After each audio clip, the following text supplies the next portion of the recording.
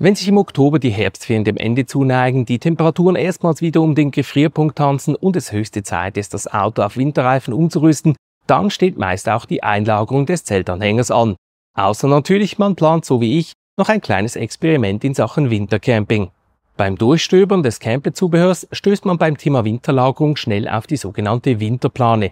Diese ist allerdings nur für die Lagerung in geschlossenen Räumen oder unter einem Dach gedacht. Sie besteht aus einem perforierten und somit atmungsaktiven Material, das Staub und Schmutz fernhält und gleichzeitig verhindert, dass sich Feuchtigkeit unter der Plane sammelt. Allerdings ist sie nicht wasserdicht und nicht für die Fahrt geeignet, da sie keine Reflektoren besitzt und das Heck inklusive Rücklichter vollständig verdeckt. Wer seinen Camplet also im Freien überwintern möchte oder eine Abdeckung für die Fahrt sucht, sollte stattdessen zur Camplet-Fahrplane greifen. Zum Zeitpunkt dieses Videos gibt es davon gleich 3 verschiedene Varianten. Die ältere Version mit Reißverschluss zum manuellen Umstellen zwischen hoher und niedriger Position sowie die 2 erst kürzlich im Rahmen des Caravan Salon vorgestellten neuen Modelle, jeweils in einer hohen oder niedrigeren Ausführung. Die hohe Fahrplane ist ideal, wenn man bereits die Camplet Dachgepäckreling nutzt, etwa um auf dem Deckel verstautes und mit Spanngurten gesichertes Gepäck vor Regen und Schmutz zu schützen, zumal man die Reling für die Winterlagerung ja nicht noch extra abmontiert. Die niedrige Fahrplane kommt dagegen dann zum Einsatz, wenn man ohne Dachgepäckreling unterwegs ist. Zum Beispiel, wenn wie bei uns eine Camplet Dachbox verwendet wird, die man bei der Lagerung im Freien natürlich abnehmen sollte. Einige nutzen die niedrige Plane anscheinend auch während der Fahrt, damit der Anhänger weniger Straßenschmutz abbekommt.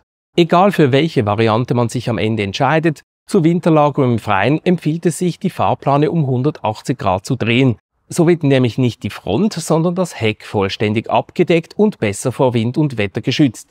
Genauso handhaben es übrigens auch viele Campingplätze in Dänemark, wenn sie ihre Mietcamplets über den Winter zusammenklappen und draußen lagern müssen.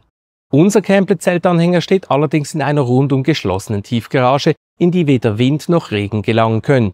Daher verzichten wir komplett auf eine Abdeckplane, unter anderem auch, weil unsere Dachbox seit der Erstmontage dauerhaft auf dem Zeltanhängerdeckel angebracht bleibt und der Anhänger in der Garage auch nicht wirklich Schmutz sammelt.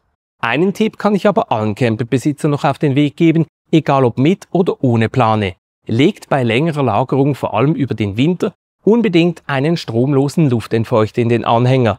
Dieser verhindert nämlich eine zu hohe Luftfeuchtigkeit und damit sowohl Kondenswasser als auch muffige Gerüche.